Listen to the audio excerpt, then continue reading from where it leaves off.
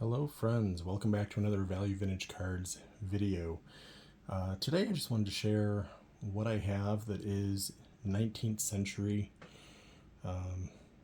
mostly Hall of Famers, but really it's my entire collection of 19th century cards at this point. So just received number 10 in the mail the other day from the last REA auction. So I've been sharing a couple of these. I shared the Jim O'Rourke and the Sam Thompson, the gold coin cards, which are kind of a fun set. They're fairly generic images with different names, so have a little bit of a E91 feel for those that are pre-war collectors.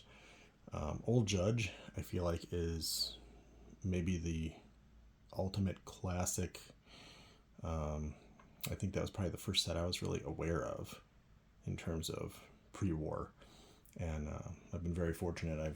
I've been able to add 3 Hall of Famers through that collecting process. So Tim Keefe was, I believe, the first one. That one comes as altered. The back was skinned, so that is unfortunately something you see somewhat frequently on those cards.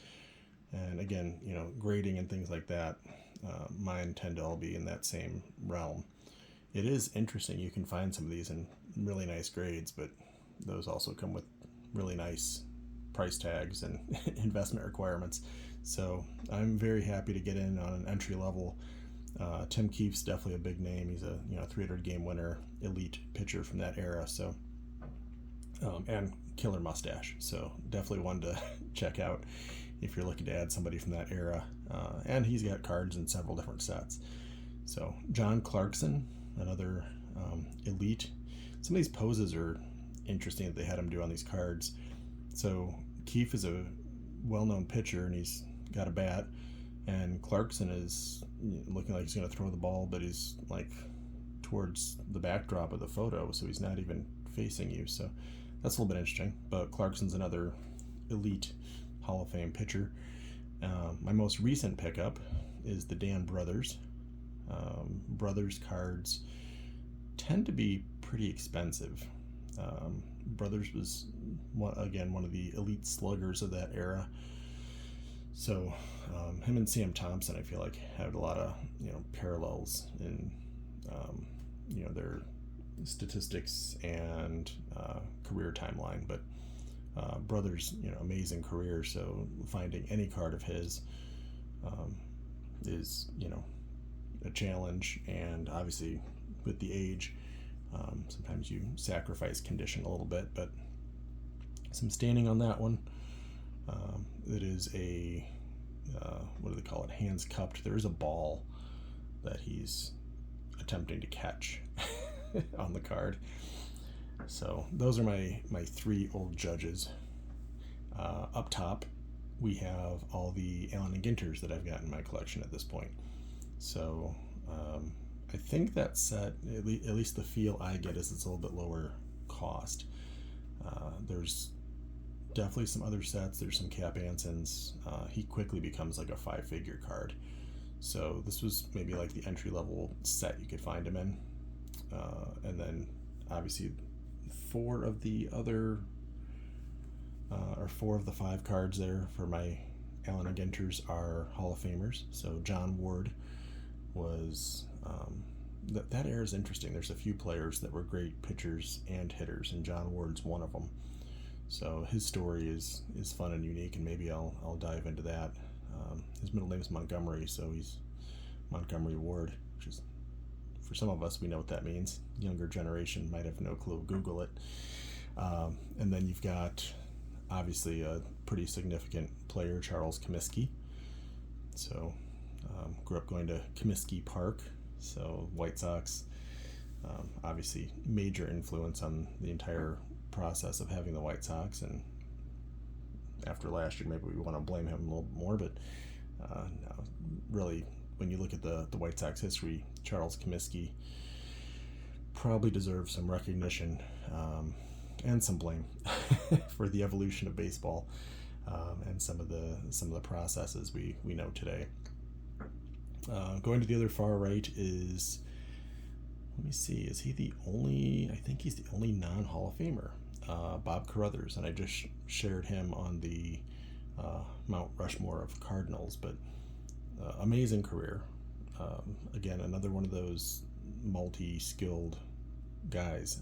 Pitched for several years, ended his career basically just hitting. I think they moved him to the outfield, but fantastic pitcher. He's in that Hall of Fame worthy statistics realm. Maybe not as many wins as you'd expect, but back then they used to pitch 50, 60 starts and you'd get 30 wins and crazy stuff back then. So arm fatigue, burnout, just it's real when you're pitching that much. But fantastic ERA, win-loss record. His career WAR looks like he should be a Hall of Famer, so I'm kind of hedging. I wanted to get in on a Bob Carruthers card before he might be considered at some point for a way too late to be considered Hall of Fame induction. But next to him is King Kelly. So one of the more interesting characters of the era, one of the more high-end cards of the era as well. So he was absolutely a character. A lot of things you read will say he's kind of the Babe Ruth before Babe Ruth. So well known for his social life. He was a stage performer for a while. So he's just a very, very well-known character, but also a fantastic player. So a catcher that could steal bases, things like that, and just a high batting average kind of player. So gonna have to have a King Kelly if you're gonna be serious about collecting. And one of my goals is one of every Hall of Famer. So obviously I had to check that box. So very happy to have that one.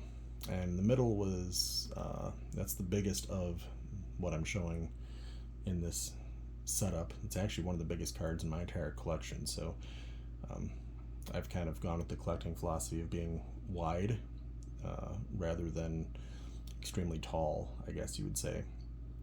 So my highest end cards aren't really over the top crazy expensive. I'd rather have 10 than have one really high end card. So the Cap Anson is, of all the Cap Ansons you can have, and he's got some really beautiful cards. I do think that one falls in the really beautiful category as well, but there's some that are maybe even more famous from that era. But the Cap Anson card is pricey, not crazy. I would put it kind of in line with like a 52 Jackie if you're looking for perspective.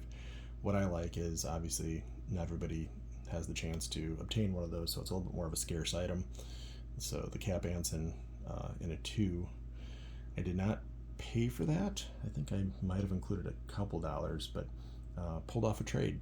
So every so often, if you're seeing dealers, if you're like I am and you're on Facebook groups and different things, reach out to a dealer and say, hey, I see you've got this, anything we can work out. Sometimes they say, nah, this one's going to go for cash, I'm taking money only. But other times they'll get creative and you throw in a couple cards and some money, or straight up cards. I've done some straight up cards deals. Good way to kind of upgrade. Obviously dealers have to be mindful they need to win at least a little. I think that's only fair. That's their livelihood. This is our hobby. So I never mind having a little bit of a win-win scenario. But I was very thrilled to add the Cap Anson. I thought the price that was asked for it was extremely fair market. Very reputable dealer, so I had no issues sending my cards and insuring them and whatever else through the mail and waiting it out for that one to arrive. But absolutely thrilled to have that. I would put that, of what's showing, I don't know, Carruthers is a really cool looking card. I mean, just if you look at the artwork of these, that's what's so fun. The pre-war stuff, it's fun that it's rare. It's fun that it's stuff you don't see every day. It's fun that it's players none of us have seen. But it's also just really neat to appreciate the artwork, the detail, Comiskey's hat, Carruthers' tie and shirt, King Kelly's mustache, just everything about it, the entire image of Cap Hansen is just fantastic.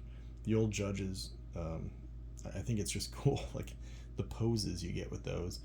And the gold coins, of course, are a little bit generic. You know, Sam Thompson's the first air guitar photo ever, but you know, the chance to own something that's, you know, artistic from that era is also just cool from the history perspective.